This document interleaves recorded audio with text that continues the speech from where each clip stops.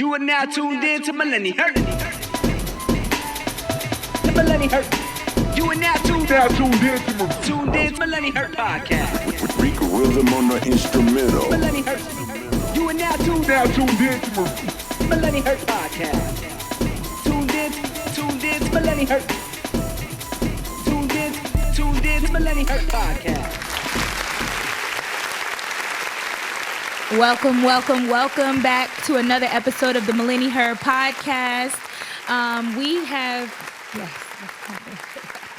We have come so far in this season, and obviously we started at the top of this season talking about the pandemic and that being just the novelty topic that it is, and we've throughout the season also talked about the anxiety and the pressures that might come from that stress alone. But there's also a topic that has been talked about since before the pandemic, being self-harm, suicide, and just those pressures that would cause someone to think about taking their life or just causing harm to themselves or others.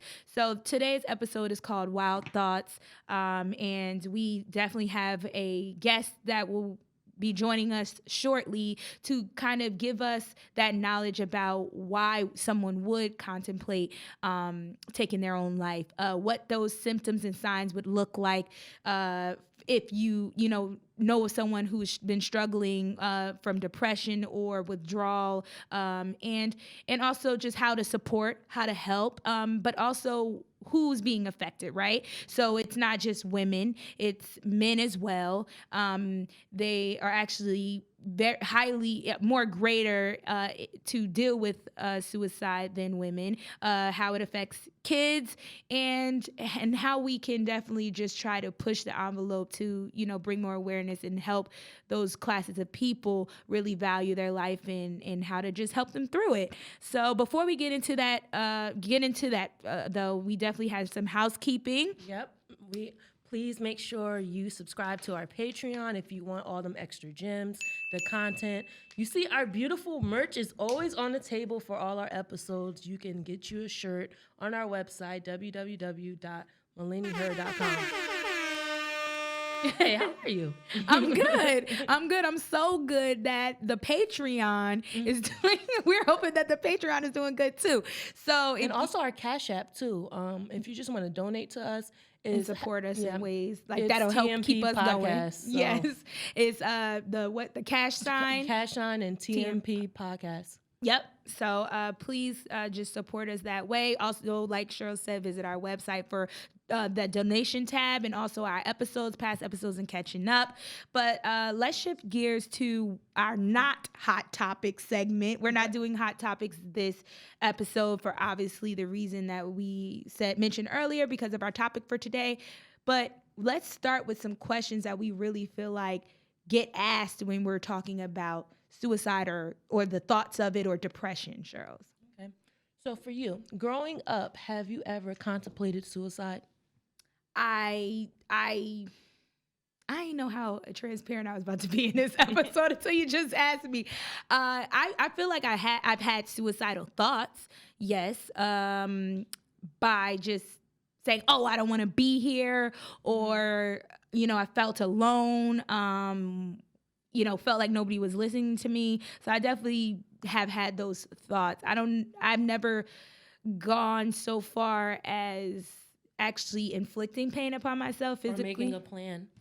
Or making, I've always thought of ways that I maybe would do it if I were to do it, like pills or, that was probably the main thing, because I was always like in my thoughts, never thinking I didn't want to actually inflict pain that I can feel, but more so something that might be a gradual effect. But as far as a plan like Monday, I'm doing writing, this, or leaving leaving notes for loved ones. I've never gotten that far. How about you? Or anybody that you know? I've never contemplated suicide. I've been to a place of like my lowest depression. So I understand why people do contemplate suicide. I have like close friends that went through it, but no one actually tried to. Like they attempted to do it, but it wasn't successful. Okay. Well, I'm glad that that wasn't successful. I hope they are happy on the other side seeing that as well. Yeah. Would you say that or? I would say that. Okay. And so obviously with the sensitivity of this episode, please just keep an open mind.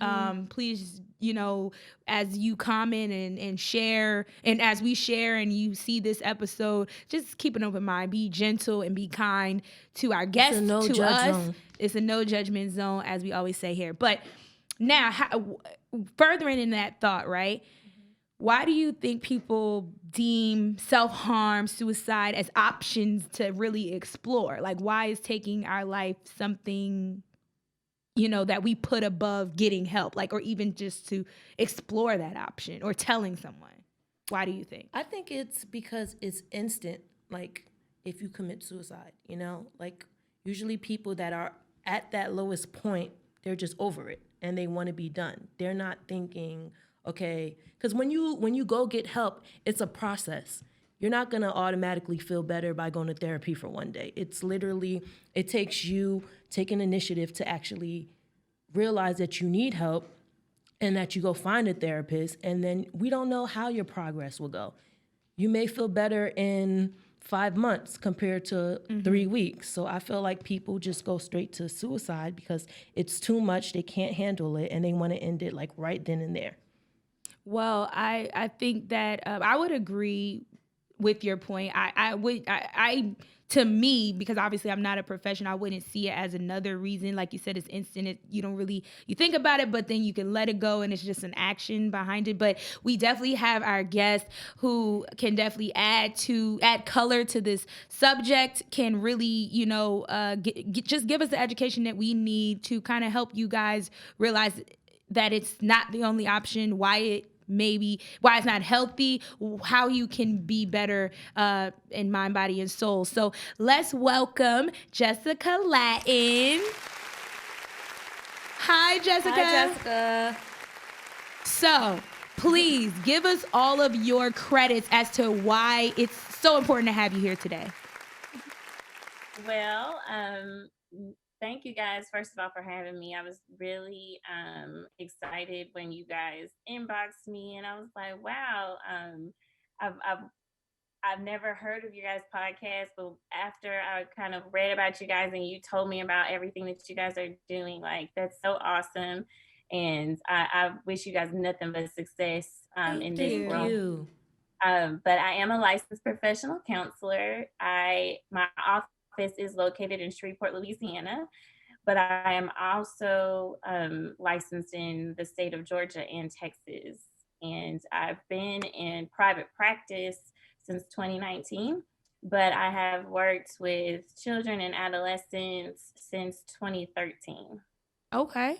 So you have a diverse background, but you're also, like you said, you have your own private practice. So shout out to you for that. And then you're also a self-published author, correct? Yes. So I have a guided self-esteem journal called Crowned in Confidence. And I wrote that journal based on my experience competing in pageantry. Throughout my college years, and even now I still compete in pageants, but it was really a growth process for me to just have greater self-esteem about myself in order to win. And I just wanted to share that with everybody else. And we know that one of the symptoms of depression is having low self-esteem. And so I really just wanted to put something out there for people to work through. Sometimes journaling may be a little difficult for people, so it has prompts in there, and it's done really well. I released it in the end of 2019, and it's done pretty well so far.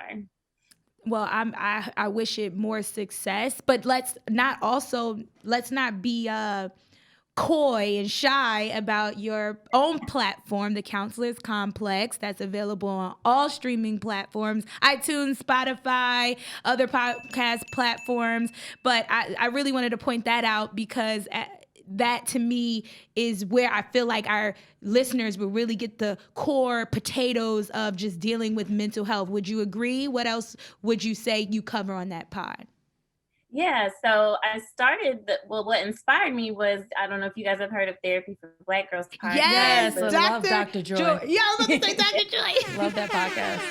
That's feeling. That's like I'm in love with that podcast, and so I was like, I really want something kind of local, to really highlight things and the people. I think that you can't have too many podcasts.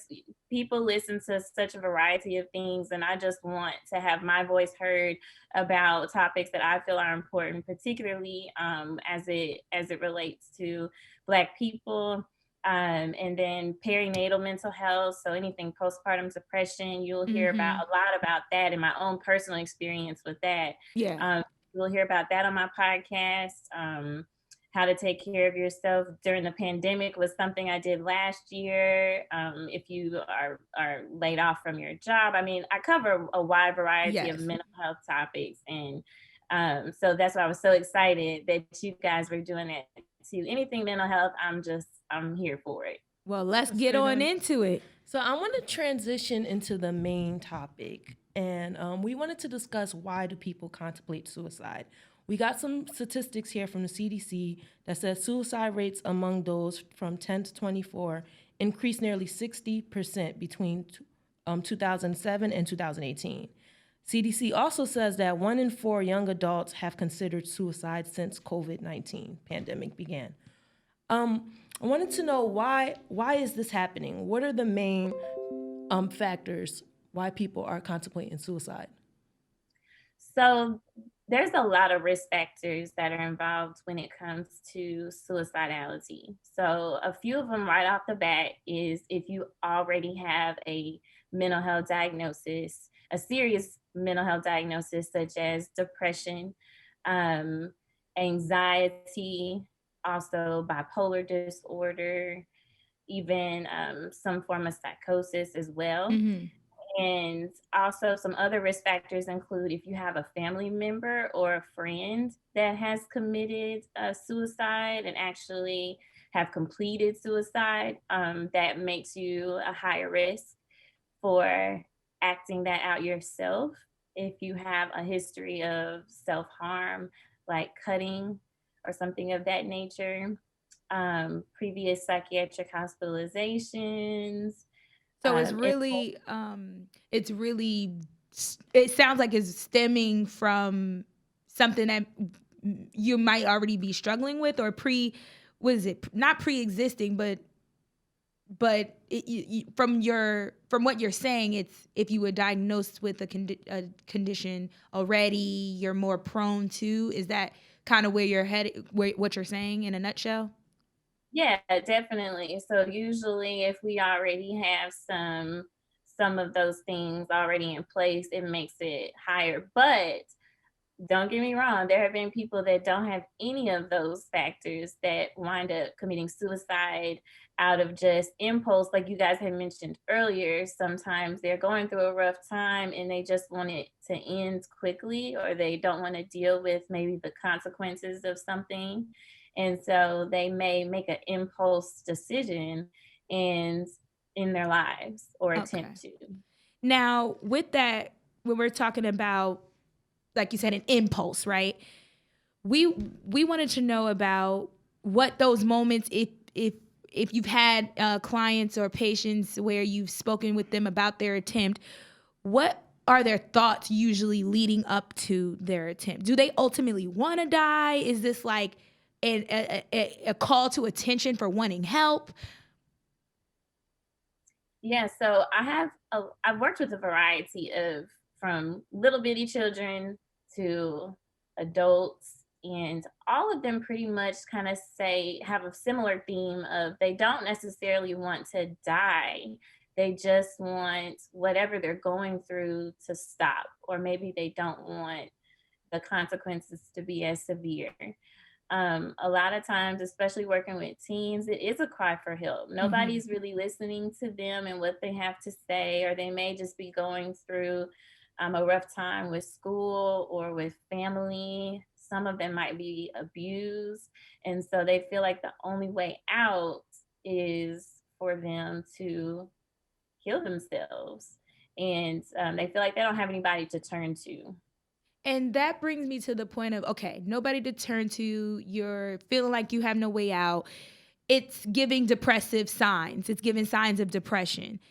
But when you are in a household that may talk about mental health openly, or even in a household where it's not talked about, because that's kind of where we've shared in previous episodes, that sometimes, you know, our households weren't as open as we want for our families. So with that, how can someone, you know, if you're feeling bad and you're having a bad day, most likely your parents or your family's like, oh, he or she's just having a bad day. It's nothing serious. If they even said it, they kind of push it off. What is a better way, I feel, for parents or families to understand the difference between, okay, maybe she's sad, depressed, and okay, she or he is suicidal, or having, you know, let's take it more serious than we would if it was just, you know, the blues.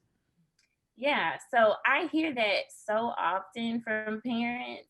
They're like, oh, they're just saying that because they're mad, or they're saying that because I'm not giving them what they want.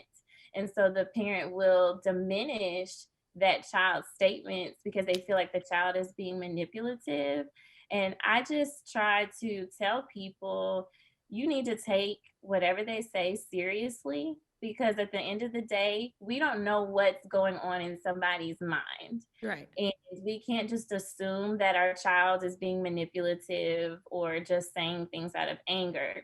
We have to take it seriously, and we have to come to them from a different approach, as saying, I hear you saying you want to harm yourself. I'm listening. A lot of times people just want you to listen. They don't want you to fix it. That just Right. be They're there. like, stay positive, be positive. You have your life, you're breathing. It's very condescending, I think, and insensitive. And I think that's what you're kind of, you know, what you're saying as well, that it diminishes you. It makes you feel like you can't even speak. I tried to speak, you weren't listening. Right. So I just encourage parents to listen to your kids. And I've even heard some kids say, well, I have everything I want. I shouldn't feel this way. Well, if you look, there have been several celebrities that have committed suicide, and they had what we thought was everything. And so it really doesn't matter if you come from a great household, you live in a big house, you are, you know, prom queen. Anybody, suicide does not, you know, it's not geared towards one particular person. Anybody can suffer from severe depression and have suicidal thoughts. And so we just really need to listen and find out what that person needs in order to feel better. That's a great point. That's a great point. Charles? So earlier on the episode, we talked about how men die by suicide more than women. And we found some stats here from the CDC that says men are 4 times more likely to die by suicide than women. This is all from the Journal of Black Psychology. Depending on the age group, the male to female suicide rate has ranged from 4 to 1 to as high as 8 to 1. Young Black males are at the most risk, although there have been a recent rise in suicide rates among Black children of both sexes under the age of 13. So do you believe that the ratio of men surpassing women has a connection with the low percentage of them receiving mental health services? Most definitely. I very rarely see young Black boys who are treated for depression. We normally see them being treated for ADHD or oppositional defiant disorder, or intermittent explosive disorder, and all of these things that perpetuate that idea that Black boys and Black men are aggressive and angry and are a danger to others. And a lot of times these men and boys have gone through severe trauma that they don't even realize that they've gone through, and they themselves may not even realize that they are depressed. And a lot of times men, just in general, their emotions aren't validated, because you're a man, you're a big boy, you're not supposed to cry. And we force. I think you just mentioned what our next question was. Our next question is about to be about. It was Cheryl, just pop it open while Jessica speaks. So I was gonna ask, could it be related to toxic masculinity? But you were kind of answering it. That's Yeah, why we were definitely. You know, and I had to catch myself with that with my son. I have a 7-year-old. And sometimes we are quick to say, no, don't cry, you know, because we don't want to hear that right now because we've been at work all day. Right. But I've had to say, no, Jessica, it's okay. You don't want I don't want my 7-year-old to grow up to be an emotionally unavailable man. Yes. Okay, you know, yes. And I want him to be in tune with his feelings, and it's okay for him to cry, and we're gonna talk about it. Yes. And sometimes I teach him to have an emotional vocabulary and to express himself. And you know, this could probably be a whole other topic about how Black children are not able to express themselves, or it's called disrespectful. Yes. You know, or difficult. Right. Yes. Okay, and so here's a stat to kind of add color to that point. The American Psychiatric Association says that only 1 in 3 Black people who actually need mental health care services actually go to receive it. So, what would you say is the reason why that's true? Is it because of, you know, us not searching? Is it because we can't pay for it? Is it, you know, lack of options? Yes. What would you say if you could? Ooh, so there's a couple of reasons. So I'll say number 1 is stigma. Okay, so we all know that there is a stigma surrounding mental health in general, but particularly within the Black population, there's a stigma if you go to a therapist that you're deemed crazy. And people just don't understand that you can go to a therapist for a variety of reasons. It does not even have to be that you have a mental health diagnosis. But a lot of people don't understand that. Also, I would say there may be a financial component to it as well. If you aren't able to get on insurance for whatever reason, or if a therapist doesn't accept your insurance, it can make it difficult for you to find someone. Also, due to the history in this country of how Black people have been experimented on in the medical field as a whole, there's a lot of distrust for doctors and therapists. And so particularly, I noticed that in the last several years, a lot of young Black people have been seeking out Black counselors, people that look like us, talk like us, understand our plight, and which is so important. So they know that this person understands and they're not just saying something. Yes. And so it may be difficult to find a therapist that looks like you, because there are some areas of the country that are deserts for Black therapists. And so that makes it difficult as well for them to get the treatment that they so often need. And you, Jessica, you're right on the money. We are vibing virtually right now because we'll definitely get into more on support and therapy later on in the episode. So hang on tight with that, but great information. But kind of keeping on with men and their need as far as just self-harm, them being 4 times more likely than women to commit suicide and actually succeed in it. There's been reports attesting that a large factor to why men quadruple in death by suicide is because of a fairly easy access to firearms. The Suicide Prevention Resource Center says that like we just said, it's due to firearms, because especially in Black populations, and that men are more likely to attempt it by gun than females. And then females' most, I guess, go-to option would be by suffocation. So I kind of wanted to know, you know, with that number, why would you say the firearms component doesn't ring true? Like, why aren't we doing anything? What can we do to kind of help that, to correlate that? Okay, firearms are easily to access, and it's causing harm to our people. So how can we kind of push that narrative further so that we can do more about it on the other end? I would say that we need to push it within our government institutions. I think that's going to be the only way that we can really crack down on that. And as you can see, there's always an argument about gun control. And that's just something we're really going to have to lobby for and write to our government officials about, because, and y'all know I'm from Louisiana, not originally, Okay. but we are called sportsman's paradise. So we like to hunt. We love our guns. We're not gonna take our guns. And so that can be very Challenging. difficult. Yeah. Yeah, and very challenging to convince people like, hey, we don't want to take away your right to bear arms. We don't want to take away your enjoyment and your hobbies, but there has to be something else put in place so that we can protect our people. But that's interesting that I'll let you take this, Charles, but it's interesting that you said that because we came up with more on that topic, Charles.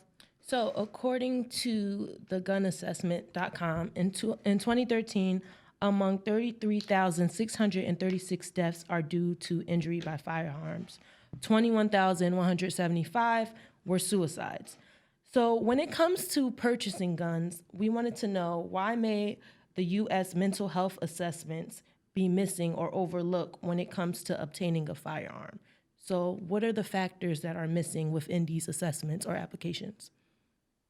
Gosh, and I've never actually looked at one of those assessments, so I'm curious to know what they have on there. But I would, because there's so many people that have gone without help, there's no true way to assess if they have a history of mental health issues at all. And, if somebody really wants a gun, they might not use the honor system. They might just say, no, I haven't had anything wrong, so I think that, and this is going to come down to HIPAA, there's things we can't pull, certain records and things like that. That would spill into a whole ordeal of, should people be required to submit mental health records and all of those things before they purchase a gun. And I just think that will just be an extra added challenge to us, helping to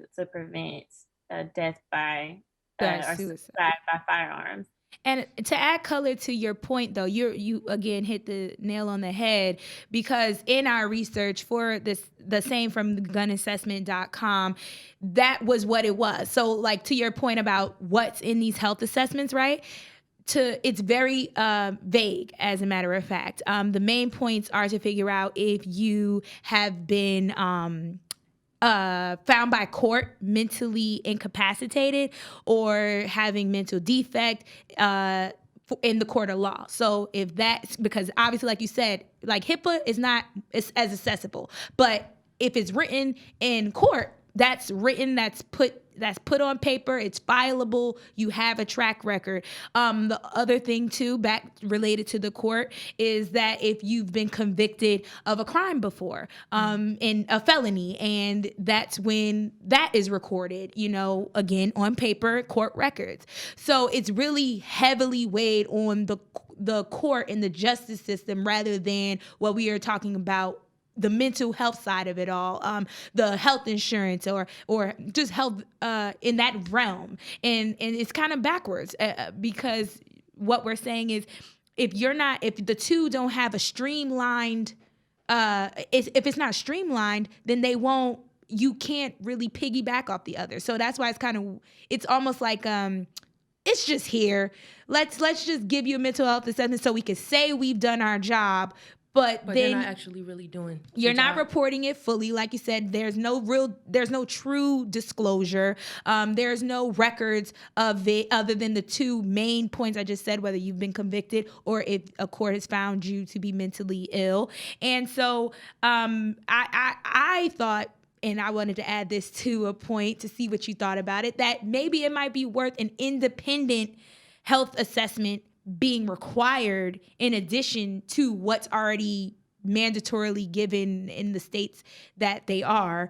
I know it may seem as if, to your point earlier, that it could be in violation of the Second amendment, where, you know, right to bear arms. But what would you say if somebody proposed that, like an independent assessment on top of the what's already given?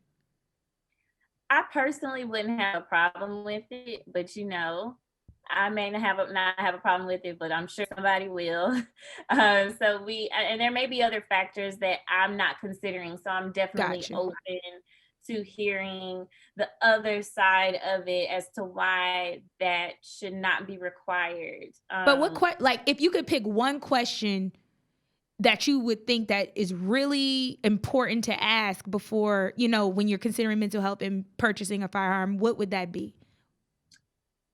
Particularly if you've had a history of angry outbursts, Mm-hmm. or impulsive related disorders, just because you may make decisions based off of temporary emotions.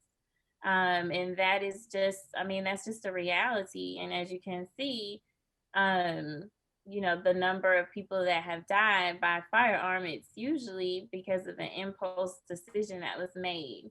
So I would definitely assess for some impulsive related disorders and history of anger management.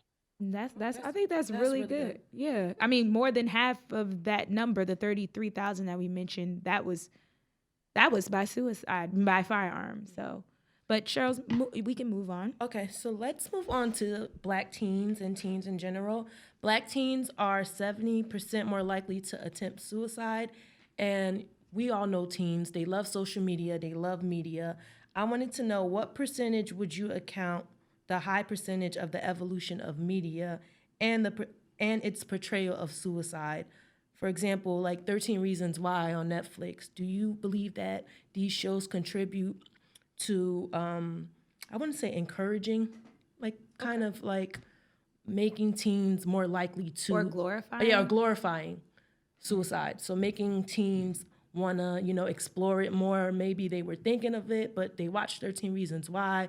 Now they're just like, okay, I have a plan and set. Maybe I can do like the main character who left behind the tapes. Because I know when that show first came out, a lot of teens were doing the same exact things within the show. Or even like Jessica, obviously, we would love to hear your point, but it was just that moment, Charles, when you said about that they got picked up for season 2 or however many seasons they have. I never watched the show, but I watched the premise and the storyline, and I was against it. I feel like that's why I didn't watch it. And it's just like, what do you need a season 2 for? You know, I just felt like it was those type of shows when you're talking about something so serious as this. The glorification comes with you trying to get picked up. Like, where are you really? Are you trying to bring awareness, or are you trying to, you know, do this for, not the clout is not the word, but it's like, you know, these type of things should be, get the information in the best way possible, digestible, and keep it pushing to another project that is for this purpose. It becomes dramatized, and I think that's really why. Well, I guess I'm answering the question, and we can still hear Jessica's. But I was like, I think it really is. Its portrayal is glorifying. It's trying to make it almost like it's normal, and I wouldn't say that it's normal. I think it's healthy that we should want to be on this on this earth to live our lives, and for people in media to kind of perpetuate that it's okay, rather than just awareness. I think it's a fine line, and I think we fail every time for the most part. Right. I agree with everything you just said.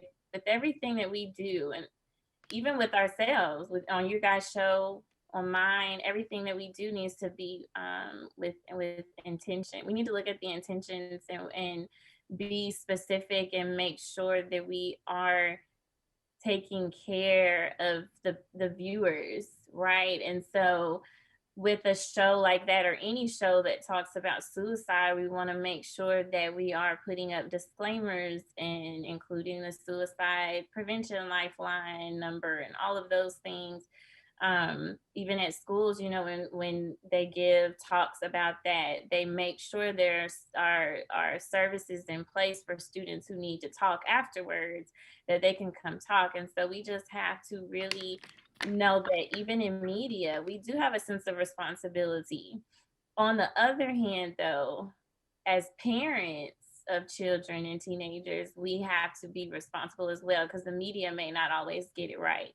And so I don't think that the show is a bad show, but I think that as parents, we have to watch these shows with our children and create a space for them to feel comfortable to have dialogue about those episodes That's and important. say, That's an hey, important point. You're have right. you ever thought of this? Or what would you do in this situation? And really, because it's uncomfortable for a lot of parents to talk about that thing, and they think about, well, if I say something, my child might do it. Talking about it, watching TV about it is not going to cause somebody to do it. It's not talking about I it like that. Yeah. is what's going to cause them to actually follow through with it and not be educated about suicide as a whole and depression. So I think that show in particular has really sparked the the discussion on parents really communicating with their children and taking responsibility and not allowing Netflix and all these other things to babysit their child. Exactly.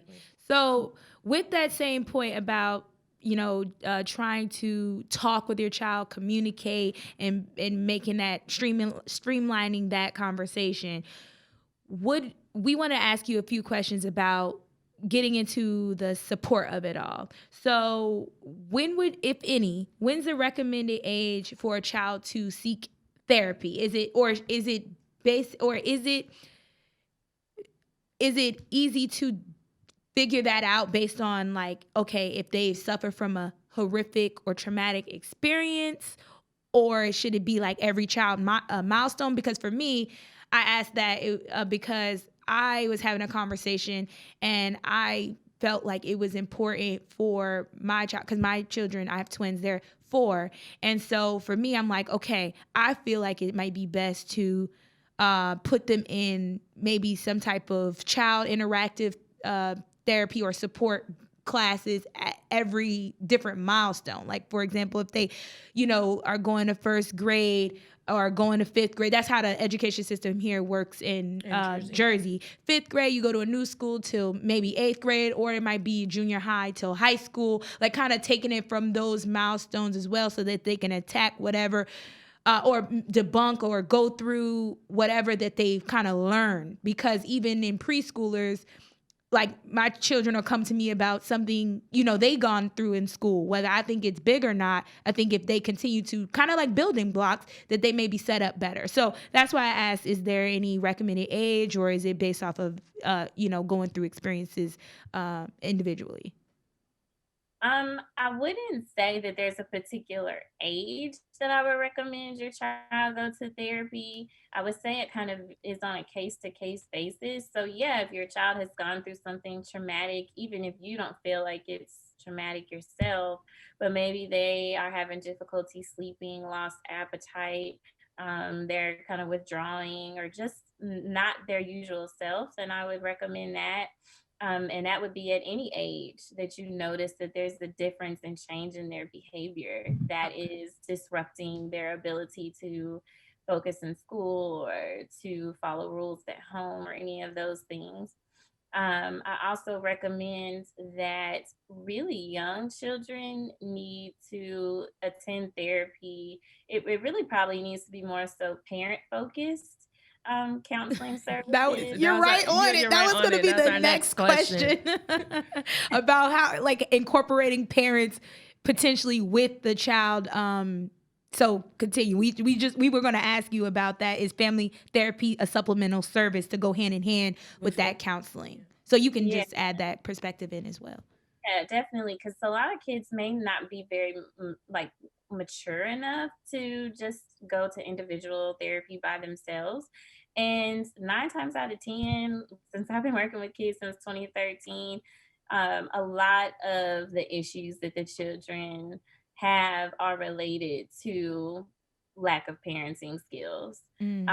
And so it's definitely something that I express to the parent, like, hey, even if you're in the session for maybe 15 minutes in the beginning, so we could talk about any concerns the parent may have and help guide that parent in the right direction, and incorporate that parent into any homework or assignments that are given in between the sessions. That is going to yields a greater outcome than just the child going to therapy by themselves. Understandable. Okay, so we've talked about so much as far as men. We've talked Teens. about teens, and it's a given that we're women focused. So we're very also therapy friendly. We are pro therapy, and we think that our women listeners as well should understand that this applies to you as well. Without it goes without saying that those thoughts, if you have those thoughts of what Jessica mentioned earlier about withdrawal or having anxiety or just feeling down in the dumps, definitely this is a time to recognize those feelings and talk to someone, and also for our adult listeners who are higher in age, it's okay as well. I wanted it to get to this part, be extra sensitive with this, because we talked about children, but I want to know, how do we relate that to adults? Like, would supporting the children look the same as you would an adult? Like, how would the two differ? Because like you said, we would maybe have the parent there, then the child, it would go differently. You would talk to them, it's okay. But how would that essentially work for an adult who feels like, they should have it all together, or, that they shouldn't need somebody else to tell them how they feel or how to get themselves together? What would that look like? Or even with suicide prevention too. So if you could weigh in on that. Yeah. So that's a really good question. So of course, with children, we have the parent support or guardian or caregiver, designated caregiver. Even if they're in foster care, we would want to incorporate that foster care parent, or caseworker. But even with adults, because I see children during the day at a community clinic, but I see primarily adults in my private practice. And I have been trained in interpersonal therapy, which is the type of therapy that does look into your support system. And so I work primarily with perinatal mental health issues. So I really talk to women and mothers about their support system and how you can incorporate that to help them improve their overall mental health. I know as adults, especially young adults, from college age, even up to, I'm in my 30s, we feel a lot of pressure to have it all together, like you said. And we shouldn't need to call on our parents. We shouldn't need to ask for help. But everybody needs help. Right. And I tell people all the time, I still ask my mom her advice about things, or I talk to my dad about things, and they learn stuff from me too. So regardless of what age you are, you're always going to need some sort of support, somebody in your corner. And it breaks my heart when people say they have zero support. And I'm like, we're going to have to fix it. We're going to have to fix it today. So, you need to kind of put yourself in situations and let your guard down a little bit, and open yourself up to letting a few people in to be that support system for you. With suicide, you're going to need to have someone there that can monitor you, that can ensure your safety. So if a child comes to us saying that they are suicidal, we immediately go to the parents and we say, hey, what can you do to keep this child safe? And do you feel like you're capable of doing that? If not, then we will need to look at alternatives, which may possibly be psychiatric hospitalization or implementing crisis services. Okay. Thank you. So kind of going back to finding a therapist, the American Psychiatric Association says that only 3% of therapists are Black. Some people, they're hesitant about visiting a doctor of different ethnic backgrounds and religious beliefs. What might other positive attributes should a patient or client look for when they're finding a therapist? You definitely want to look for someone who has worked with your population before. So even if they're not necessarily of the same racial backgrounds, but if they have had a history of working in close proximity with people of your race, or religion, or sexual orientation, you want to just make sure the therapist is knowledgeable and has training based on your needs. You don't just want to go to anybody. So you really want to be patient and kind of seek out and see what people's certifications and trainings and background includes. I think that that's a And then great point, because I find it to be, it doesn't really go as in depth as I would like the conversation. Like, okay, hey, I'm looking for a therapist, but they have to be Black. Okay, that's your only qualification. Just because they're Black doesn't mean that they, necessarily mean that they've had Black patients, that just because they're Black, they're one person, they're still one person who's lived one experience for me. Like, they may have come across, obviously they may have their own Black friends, they're from a Black family, but that doesn't make them God to me. So it's like to your point about if they've at least worked with patients of that race or religion or sexual orientation, that almost sometimes to me gives a wider, just a wider range of expertise, not just categorizing them based off of their race, ethnicity. And also, just to piggyback off of what you said, when you're looking for a therapist, there are certain therapists that aren't Black, but they'll say, like, we specialize in racial issues, So that's another thing. I think that's really good. And what you were going to say, another thing? I was going to say, you have to find a therapist. Finding a therapist is like dating, and everybody's not going to be a good fit. And so even though I'm Black, I may not be a good fit for you. So it's just going to take some patience and maybe trial and error to find the therapist that works best for you. Since you're on that, but what would that look like? Like, as far as the dating, because that was another question that we had on brand, which was, how many visits or how many visits would you give before you commit or before you decide to commit or not? And you were saying it's like dating. So what would that look like? Right. So, of course, if you want to compare it to dating, there are some deal breakers, some red flags, So, if somebody is not showing up on time, or if they're minimizing your feelings, or maybe a therapist that kind of discloses a little bit too much about themselves, that might be a red flag for you. Someone that may not have great customer service, because I'm really big on that. So there are some little things like that may kind of deter people, and they might not return for a second appointment. But if the first appointment is kind of where people get lost because it's not what they expect. It's usually an intake appointment. So the therapist is asking you a lot of questions about your history and things of that nature. And so a lot of clients are like, well, I didn't really get anything out of the first session. They just asked me a bunch of questions. So I encourage people to at least go maybe 3 to 5 times in the beginning to really get to know the therapist, and they get to know you, and see if you guys do fit together. And people have different personalities. They may have a certain therapeutic style that you prefer or do not prefer, and you would like someone else. So I would say give it about 3 to 5 sessions before you decide if you want to continue with this therapist or if you want to search for someone else.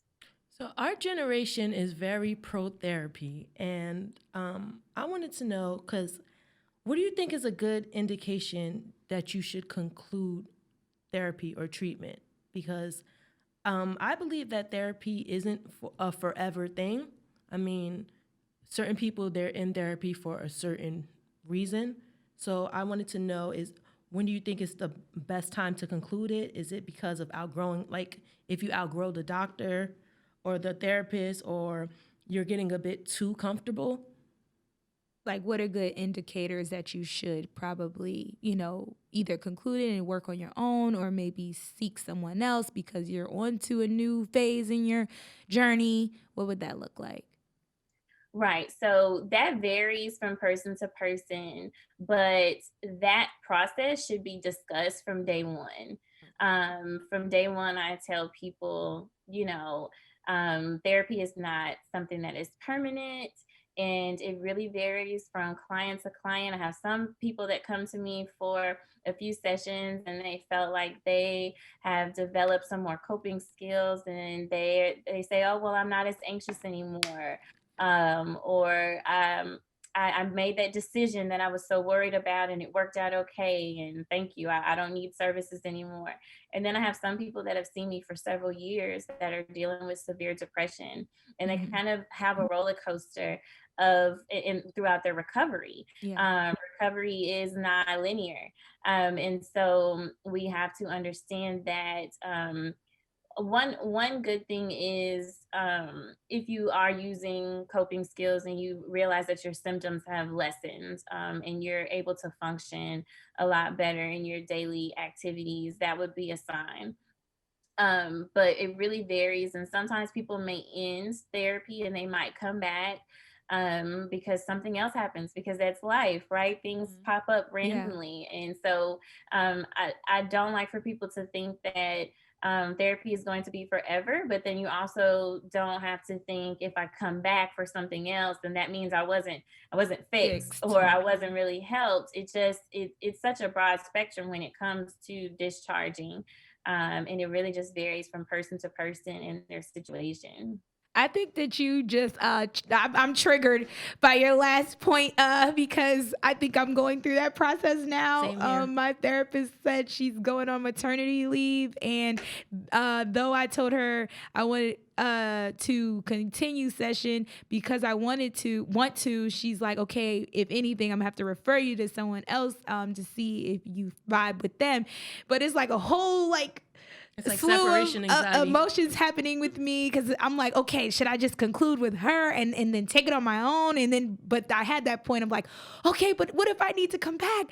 I should have worked on all of this. So I just think that that was so helpful just now, because now I feel like I could just rip the Band-Aid off, because I really have worked long. I walked in, like you said, with intention, saying, okay, if I started this month, I want to go through, the X, Y, and Z issues by a year. I gave myself a year. So by September, I mean, at September, I was completely like, okay, I don't know if I can continue to let it go. To let it go on, or to continue. So I really went through that a while, but I don't know. I might have to just rip the Band-Aid off. And also, I wanted to mention Oh, that I wanted to mention.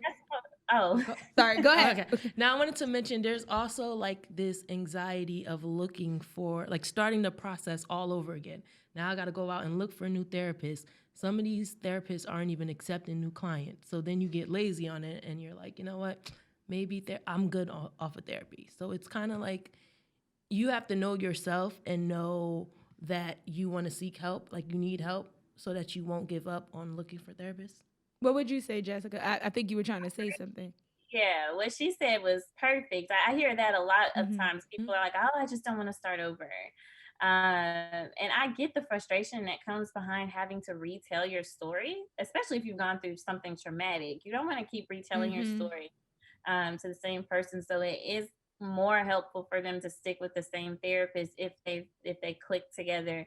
Um, but one thing I was going to say was that, with that, you have to know yourself, and be confident in yourself. I remember I was going to take off for 2 weeks for Christmas vacation, and a lot of my clients were like, ooh, what am I going to do?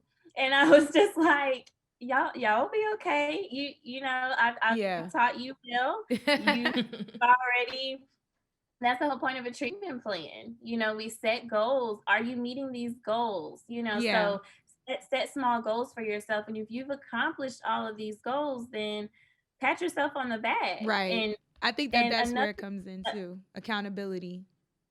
yeah. And you don't have to be perfect. I think a lot of times a client will expect for themselves to be perfect. And it's progress, Yes. not Perfection. perfection.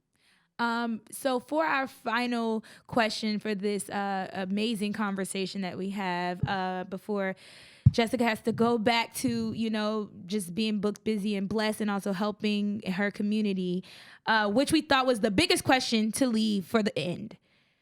Why people most likely are here to hear about when you're trying to talk about suicide or your suicidal thoughts to your therapist per se. It gets kind of, to your point, it gets a little complicated because I find that people think that if you do disclose it, that they're automatically, your therapist is, what's the word?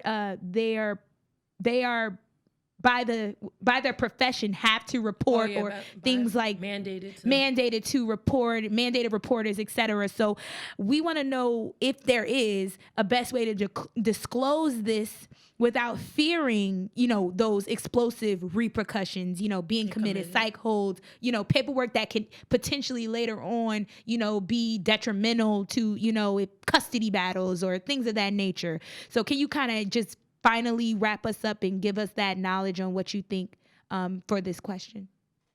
Right. I think that's what contributes to the stigma of mental health and just going to therapy in general. People assume that we're just ready to lock people up in a hospital. Mm-hmm. But however, especially at our clinic, the community clinic I'm at, we try to keep people out of the hospital as much as possible, because that just kind of puts you back in your journey of recovery, right? So I always tell people in the very beginning, I am a mandated reporter and I have to report these following things, suicidality, abuse, all of that. So they have an understanding from the beginning. However, especially with my teenagers who may be very weary about disclosing those things, I tell them, just because you tell me something doesn't mean that you're going to go to the hospital. There are a number of factors that I consider.